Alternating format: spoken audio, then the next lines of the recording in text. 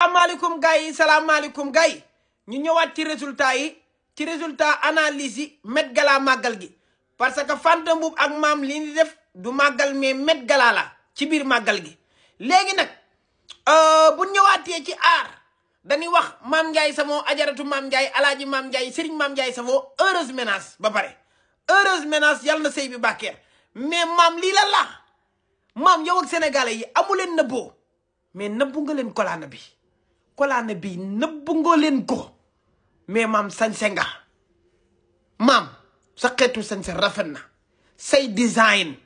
maanaam ñaw bi classe bi mu àndal tissu yi qualité bi Fanta Mboup jal Mboup ak jal Caam kenn demul nga des Fanta yow moom yàllaa la suturaal parce que ñu bëri dama yaakaar na boo demoon màggal ga dangay daanu nga dem réussir total indi ay yére indi tissu yu am qualité col yu am valeur yàlla moo la suturaal am nga liggéeyu ndey de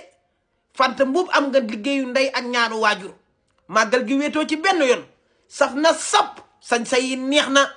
col yi rafet na tissu yi am classe yi ma gis ci màggal gi mais gis ngeen xeetu tissu yi ñoom Fanta Mboup ak Mame Ndiaye Savon di sol